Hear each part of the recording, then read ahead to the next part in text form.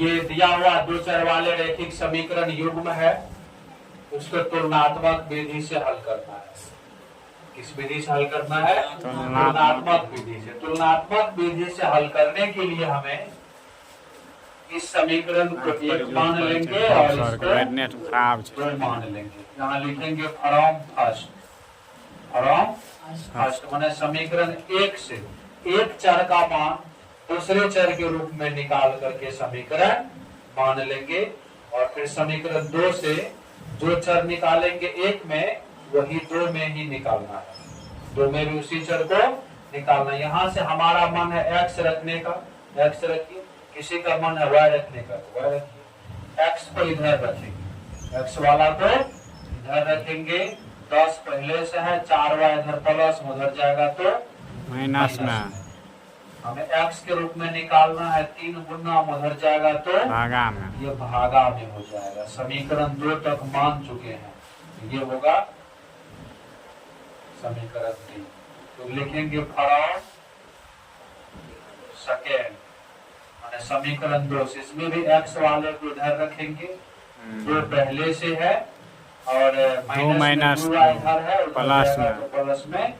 फिर हमें x का मान निकालना है, इसीलिए x बराबर 2 प्लस 2y बट्टे में 2 हो जाएगा। ये समीकरण आपका 4 हो गया। अब देखिए, अब हम क्या किए, समीकरण 1 से एक चर का मान दूसरे चर के रूप में निकाल लिए, x का मान y के रूप में। फिर फ्रॉम सेकेंड बना समीकरण 2 से एक चर का मान है ना दूसरे चर के रूप में, x का मान y के रूप में। इसमें एक कंडीशन है, अगर हम समीकरण फर्स्ट में x का मान निकाले हैं तो समीकरण 2 से भी x का ही मान निकालेंगे। अगर हम समीकरण 1 में x रखे और 2 में y को रखेंगे तो समस्या हो जाएगी, तो मुश्किल हो जाएगा। अगर आपको y का रखना है तो y ही रखे, लेकिन दोनों में y, x तो दोनों में x। अब हमारा ये नया दो समीकरण 3 और 4 आ गया है, और इसे 3-4 समीकरण में देखिए LHS बराबर RHS, LHS बराबर RHS, x बराबर इतना है, x बराबर इतना है। दोनों में क्या नजर आ रहा है? LHS LHS के बराबर है, LHS LHS के बराबर है, तो समीकरण 3 और 4 से RHS RHS के बराबर। जब LHS बराबर RHS, LHS बराबर RHS, LHS LHS के बराबर है, RHS RHS के बराबर होंगे। तो यहाँ से हम लोग लिखेंगे समीकरण 1 और 2 से, 1 और 2 से, 1 और 2 से क्या करेंगे? RHS, पहला का RHS 10 minus 4y, 10 minus 4y बट्टे 3, 10 माइनस 4y बट्टे 3।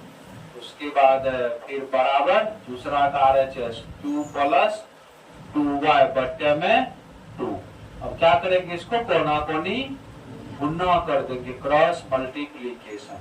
2 से गुना करेंगे 10 दूनी 20 माइनस 4 दूनी 8y बराबर 3 दूनी 6, 3 दूनी 6y।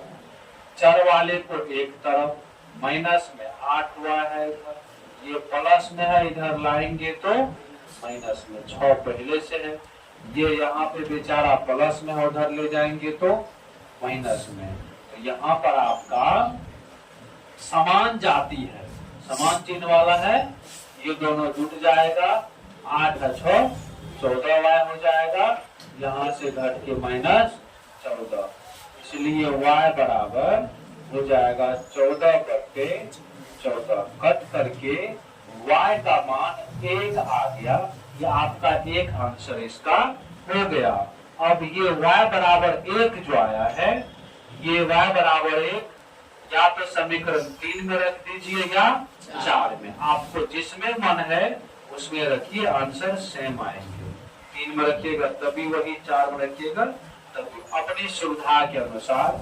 मान लीजिए हम यहाँ पर रखते हैं y बराबर 1, समीकरण 3 में रखने को, समीकरण यहाँ भाषा लिखना पड़ेगा, समीकरण 3 में रखने पर। अब समीकरण 3 देखिए, समीकरण 3 जो रखेंगे 3 में, तो समीकरण 3 क्या कहता है, x बराबर 2 प्लस 2y। तो y का मान क्या निकाले हैं, 1 बट्टे में 2 प्लस समीकरण 3 क्या है, 10 वाला ना, ये समीकरण 4 लिखा गया।